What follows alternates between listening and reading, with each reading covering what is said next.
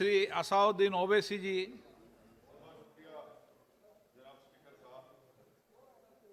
Sir, मैं इस bill की मुखालिफत में खड़ा हूं और इसलिए खड़ा हूं क्योंकि मेरा एक पार्टी का कंसिस्टेंट पोजीशन है कि जब इस हुकूमत ने दफ़ा 370 को अपनी ब्रूट मेजॉरिटी की ताकत की बुनियाद पर अनकॉन्स्टिट्यूशनल तरीके से उसको ख़त्म किया, मैंने उस वक्त कहा था कि एक कॉन्स्टिट्यूशनल ब्रीच है और मेरा ये कंटिन्यूस मौक़िफ़ है। सर, मैं इस बिल की मुखालिफत इसलिए भी करता हूं क्योंकि इसी ऐवान में खड़े होकर वज़ीर दाखिला ने कहा था कि ये हुकूमत जल्द से जल्द रियासत जम्मू कश्मीर के स्टेटहुड को बहाल करेगी। आज आप उस अपने वादे से मुनहरिफ हो रहे हैं क्योंकि जब आप जम्मू कश्मीर केडर को एमगुट में मिला रहे हैं तो इससे आपकी नीयत का साफ इज़हार होता है कि आपने जो उस ऐवान को उस वक्त वादा किया था कि जम्मू कश्मीर की दोबारा रियासत को बहाल किया जाएगा, वो सच्चाई पर मुबनी नहीं था, वो सिर्फ महज अल्फाज थे या जुमले थे। तीसरी बात यह है कि सर, एक ऐसी रियासत जहां पर मुसलमान तनासुब में ज़्यादा हैं मगर पहले से अफसरशाही में उनका तनासुब बहुत कम था। मैं आपका आदाद शुमार आपके सामने रखता हूं सर। 24 सेक्रेटरी के पोस्ट हैं जिसमें से सिर्फ 5 कश्मीरी मुसलमान हैं। 58 IAS के पोस्ट में सिर्फ 12 मुसलमान हैं, यानी 17.24। 2011 की मरदमशुमारी के मुताबिक सर जम्मू कश्मीर में 68.31 मुसलमानों की आबादी है और 28% हमारे हिंदू भाइयों की आबादी है। मगर अगर आप देखेंगे टायर 2 में सर दूसरे दर्जे के 523 इंतजामी अफसरान, जिसे कश्मीरी एडमिनिस्ट्रेटिव ऑफिसर सर्विस कहते हैं, 220 यानी 523 में सिर्फ 220 यानी 42.6 कश्मीरी मुसलमान हैं। IPS में आ जाइए सर, 66 पोस्ट हैं जिसमें से सिर्फ 7 मुसलमान हैं। दूसरे दर्जे के अफसरान में 248 में 108 यानी 43.54% मुसलमान हैं। अब आप मुझे बताइए कि आप क्या करने जा रहे हैं। अच्छा सर, यहां पर यह कहा गया कि कश्मीर बड़ा बैकवर्ड है। कश्मीर का खित्ता बैकवर्ड नहीं है, ये आपकी गलतफहमी है और आपके जो दिमाग में जो फीड किया गया है वो नफरत की बुनियाद पर।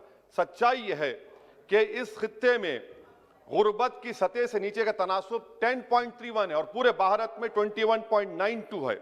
मैं सरकार से जानना चाहता हूं कि आखिर आप कश्मीर की रियासत के स्टेटहुड को बहाल करेंगे, नहीं करेंगे। चौथा बात यह कि आपकी गलत फैसले की बुनियाद पर दूसरे ऐवान में एक भी कश्मीरी रुकने पार्लियामान नहीं है। यह हमारे मुल्क की, भारत की तारीख में तीसरी मरतबा ऐसा हुआ है। मेरा चौथा सवाल हुकूमत से यह है कि हम ये कहते हैं, ये आपका मानना सही है कि हमारे मुल्क में बाहर के दीगर ममालिक को मदाखलत करने की कोई जरूरत नहीं है, मगर आप उनको लेकर गए ना, आप तो यूरोपियन पार्लियामेंट के लोगों को लेकर गए। अब तीसरी मरतबा आप यूरोप के सफीरों को 16 फरवरी को खबर है कि आप लेकर जा रहे हैं। आखिर ये FDI नहीं है, क्यों यूरोप के लोग कश्मीर जाएंगे? आप एक ऑल पार्टी मीटिंग लेकर जाइए ना डेलीगेशन को। आप यूरोप के डेलीगेशन को कश्मीर लेकर जा रहे हैं, क्या आप चाह रहे हैं मदाखलत करना? इसको इंटरनेशनलाइज आप कर रहे हैं। मैं वजीर दाखिला से पूछना चाहता हूं सर कि आखिर कितने बच्चे कश्मीर के आगरा की जेल में, बरेली की जेल में, अंबेडकर नगर की जेल में हैं? मैं आपको एग्जाम्पल दे रहा हूं, खत्म कर रहा हूं स्पीकर साहब, कि बिलाल अहमद एक कुपवारा का बच्चा है, अमर सिंह कॉलेज श्रीनगर का है, 1600 किलोमीटर दूर श्रीनगर से जेल में है।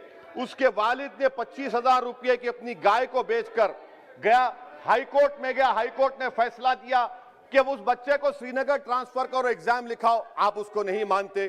एक और फैयाज है बरेली के जेल में, इसको आपने बरेली के जेल में डाल दिया। उसके वालिद ने 35,000 रुपया का कर्जा लेकर गया। अब बताइए आप, नवीद है बारामुल्ले का, कहां से ये अपनी जमीन बेचकर उसके वालिद गए। आखिर कितने बच्चे PSA के तहत जेल में हैं? आप उनको कब छोड़ेंगे? और मैं ये बड़ी आखिर में आपसे कह रहा हूं स्पीकर साहब कि यहां पर जितनी नाम निहाद सेकुलर पार्टियों ने हुकूमत के इस इक़दाम की तायीद की, तैयार हो जाइए। ये हुकूमत जो करती है ना, ये दोबारा दोहराएगी और हम तारीख में देखेंगे कि खुदा ना खास्ता चेन्नई को, अहमदाबाद को, बेंगलुरु को, हैदराबाद को यूनियन टेरिटरी बनाएंगे ये लोग। ये कश्मीर में तो एक एग्जाम्पल बना दिए, यहां तक तजुर्बा किया गया। आज ये सब बैठकर थाली मार रहे हैं। जब लखनऊ UT बनेगा, जब बेंगलुरु यूटी बनेगा, जब मुंबई यूटी बनेगा, उस वक्त हाय हाय करेंगे। ये कंसिस्टेंट पॉलिसी आपकी है। इसीलिए सर मैं होम मिनिस्टर से जो सवालात किया हूं, मैं आपसे पूछना चाहता हूं, और ये 2G से 4G करके आपने एहसान नहीं किया, अमेरिका के दबाव में आपने किया।